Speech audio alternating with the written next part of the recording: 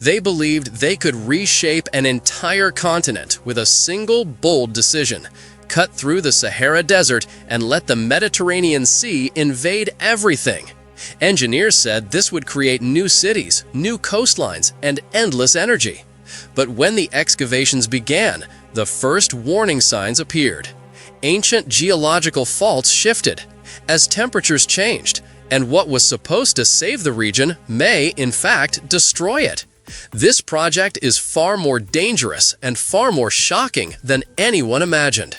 Join us and let's find out what Egypt is currently up to. Let's go! Number 10. A giant hole in the middle of nowhere.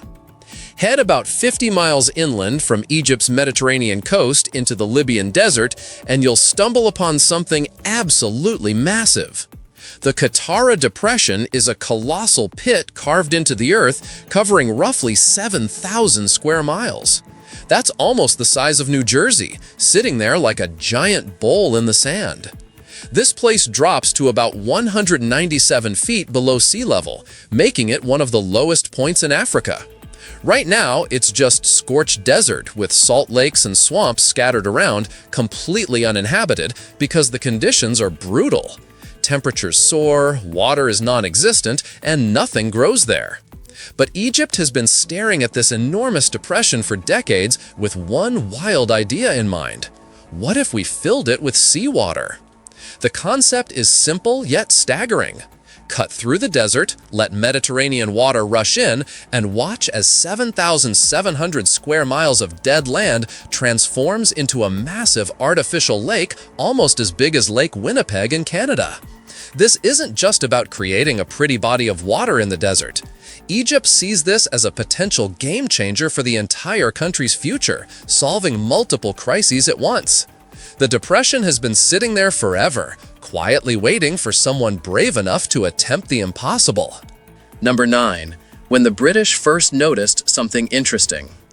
After World War I, British engineers mapped the Qattara Depression and immediately started brainstorming. They couldn't let go of the idea of connecting this massive hole to the Mediterranean Sea. Some engineers suggested digging a canal straight through the rock. Others wanted to bore tunnels underneath the obstacles. A few couldn't decide and suggested doing both simultaneously. The fascination actually started even earlier, back in 1912, when people first considered using the depression's elevation difference to generate electricity. By 1927, English geologist John Ball led the detailed mapping effort and became the first person to seriously propose turning this natural pit into a hydroelectric power source. Ball's vision was straightforward. Use the drop between sea level and the depression floor to create a giant natural power plant. The Mediterranean sits at zero elevation. The depression floor sits nearly 200 feet below. Let gravity pull water down through turbines and boom, you've got electricity. Even the colonial powers, focused on profit and exploitation, recognized this wasn't just useless sand. They saw potential for serious money-making infrastructure. The wheel started turning, and the Qattara Depression went from being just another desert feature to becoming the subject of engineering fantasies that would last nearly a century. I'm going to ask you a simple question. Are you a naturally curious person? If you're watching, I'm pretty sure the answer is yes. This space is made for people like us. To ensure you're always part of this community and receive all our latest discoveries, you just need to do one thing: subscribe to the channel. It's the best way to stay connected with us. Okay, now that you're part of our Legion of the Curious, let's move on to the next item. Number 8. The CIA gets involved with nuclear ideas. Things took a bizarre turn in 1957 when the CIA presented President Eisenhower with a proposal to flood the Qattara Depression. The American intelligence agency had its own reasons for showing interest in this remote Egyptian desert. Their document outlined 4 major benefits if seawater filled the depression. First, the project would appear grand and peaceful, projecting soft power. Second, it would alter the local climate significantly. Third, construction would create jobs for years, stabilizing the region economically. Fourth, once finished, people could actually settle and live around the new lake. Starting in 1964, Frederick Bassler took charge of an international advisory council tasked with figuring out the practical details and securing funding. For nearly a decade, Bassler championed the Katara Sea concept with relentless enthusiasm. But reality kept slapping everyone in the face. Bringing seawater deep into the desert turned out ridiculously expensive. Digging a canal or boring a tunnel seemed financially impossible. The region was also littered with millions of unexploded landmines from World War II battles, requiring massive clearance operations before any construction could begin. Despite these obstacles, Bassler proposed something that sounds insane today: using peaceful nuclear explosions as giant excavators to blast the canal into existence. Number 7. The plan to detonate 213 nuclear bombs. Bassler's nuclear excavation plan was simple in concept and terrifying in execution. The idea involved drilling 213 shafts along the proposed canal route and detonating a 1.5 megaton nuclear device in each shaft. Each explosion would be about 100 times more powerful than the bomb dropped on Hiroshima. The blasts would theoretically carve out the canal quickly and cheaply compared to traditional digging methods. This fit perfectly into President Eisenhower's 1953 Atoms for Peace program, which promoted nuclear energy for construction and industry rather than just weapons. The program encouraged thinking of nuclear power as a tool for building civilization. But even with friendly slogans about peaceful atoms, the problems were massive and obvious. Executing 213 nuclear explosions would require evacuating at least 25,000 people from the surrounding areas, probably many more. The shock waves from consecutive detonations could disturb the Red Sea Rift, located only about 280 miles from the proposed blast site. This rift is a tectonically unstable zone where the African and Arabian plates are slowly pulling apart. Setting off that many nuclear bombs nearby could trigger earthquakes or other seismic disasters. Another concern was how the explosions would affect ocean currents and Mediterranean shorelines. Interfering with natural water movement could cause waves and currents to erode previously calm coastal areas. Eventually, the effects might reach distant shorelines across the Mediterranean. Then there was radioactivity. People asked directly whether the new lake would become dangerously radioactive after so many nuclear blasts. Officials gave half-joking responses about tossing iodine pills into the water, which didn't inspire confidence. Considering all these risks, Egypt's government rejected the nuclear excavation plan, and even its strongest supporters had to abandon the idea. Number 6. The project keeps coming back like a zombie. Years passed and the Katara idea refused to die. Every few years, scientists and engineers would circle back to discuss flooding the depression. The concept seemed perfect from multiple angles: economic, climatic, and social. But no matter how many conferences were held or reports written, the project never advanced past the talking stage. In less than a century, interest in Katara never truly faded away. Egyptian authorities attempted more than once to revive the project, but each attempt collapsed when confronted with brutal financial realities. The math never worked out. Every cost-benefit analysis delivered the same verdict: too expensive, too risky, too complicated. Traditional excavation methods were insanely expensive compared to the potential benefits. Building a canal would require moving enormous amounts of rock through one of the harshest environments on Earth. Desert construction presents unique challenges, with loose sand and sticky clay that clogs equipment and collapses trenches. Every foot of progress requires fighting against soil that actively works against construction efforts. The technological limitations of each era made the project seem impossible, but technology kept advancing, and so did Egypt's desperation for new power sources and development opportunities. On April 11, 2023, Egypt signed a contract with Egypt Consulting to conduct a fresh study evaluating whether modern technology finally made the project viable. The world had changed dramatically since the 1960s, and so had engineering capabilities. Maybe it was time to redo all the calculations with 21st century tools and knowledge. Number 5. Cutting through solid rock isn't simple. The fundamental challenge is straightforward. Cut through the desert to let seawater flow into the depression. According to various plans, this requires carving a massive canal or drilling a tunnel stretching anywhere from 34 to 60 miles, depending on the specific route chosen to connect with the Mediterranean Sea. The exact distance varies based on which path offers the best combination of engineering feasibility and cost-effectiveness. But length isn't the only problem creating headaches for engineers. To the north, the depression runs into the Alifa Plateau, a rocky ridge that separates the desert from the sea. This plateau rises about 660 feet above sea level, which doesn't sound impossibly high until you consider what it means for construction. Cutting a sea-level passage through hundreds of feet of solid rock represents an extreme engineering challenge that would define careers and consume years of work.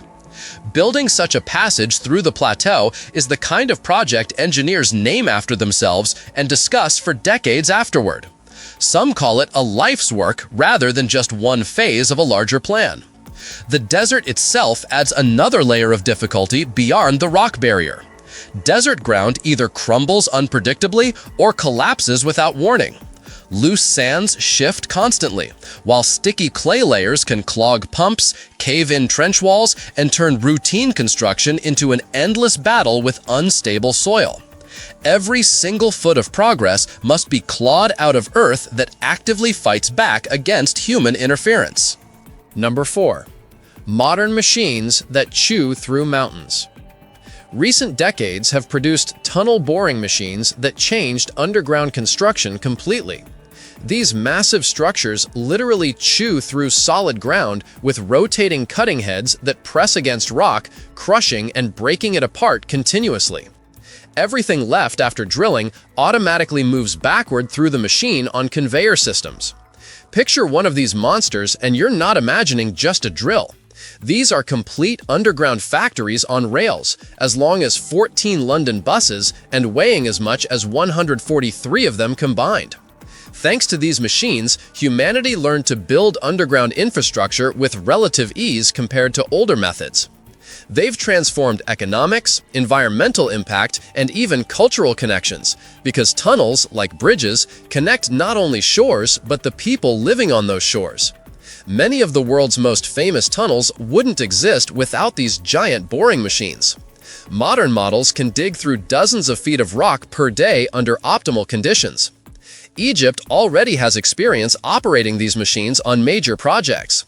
Tunnel boring machines were deployed during construction of tunnels under the Suez Canal, where engineers selected a model with an internal diameter of 37 feet and external diameter of 41 feet, roughly the height of a 4-story building. Another machine was used when laying the Cairo Metro, where 2 tunnels nearly 12 miles long were lined with concrete rings 19 feet in diameter at depths ranging from 24 to 131 feet below ground level. Egypt possesses the experience, machinery, and trained specialists who understand how to operate this equipment under conditions very similar to what awaits them in the Qattara Depression. Number 3. Gravity does the heavy lifting. Once the canal or tunnel is complete, water won't need pumps to reach the depression. Gravity handles everything automatically. The Qattara Depression sits about 197 feet below sea level, roughly equivalent to the height of a 20-story building. Right now, it's a vast, sun-scorched desert with no water and no people, just endless sand and brutal heat. If connected to the Mediterranean through a canal or tunnel system, seawater would flow in naturally, pulled downward by gravity. But there's an interesting catch that actually makes the whole system work: extreme evaporation. The desert heat causes water to evaporate at a terrifying rate, which sounds like a problem, but is actually the key to the entire concept. If inflow and evaporation are carefully balanced, it creates a constant flow, meaning a steady current that can be harnessed to generate electricity continuously. Essentially, the desert transforms into a giant natural power plant that runs on gravity and sun-driven evaporation. The system becomes self-sustaining as long as the Mediterranean keeps flowing and the sun keeps shining, which in the Sahara is basically guaranteed forever. Engineers just need to calculate the precise flow rates and turbine capacities to maximize efficiency. The Nile has been nearly drained of its hydroelectric potential ever since the famous Aswan Dam was completed back in 1968. Every bit of viable hydropower upstream has already been exploited with existing infrastructure. But Egypt keeps growing relentlessly, with electricity demand rising every year as cities expand and industry develops. The country desperately needs a new major power source that doesn't depend on fossil fuels or foreign supplies. Number 2. Making a giant battery in the desert. The Sahara project could become that new source, providing cheap electricity and delivering a massive boost for the entire economy. The concept relies on making the altitude difference work continuously. It's brilliant in its simplicity and elegance. The critical factor is maintaining balance where water flowing into the depression exactly matches the rate of evaporation under the relentless desert sun. According to detailed calculations, about 10 years after flooding begins, water levels would stabilize naturally. And the climate there is perfect for this system because it's completely dry and rainless. Evaporation happens so quickly that seawater inflow could be maintained almost indefinitely without the lake overflowing. The original plan from the mid-20th century envisioned the first power station, Sahara 1, producing 670 megawatts of electricity. In a second construction phase, output would increase by another 1,200 megawatts.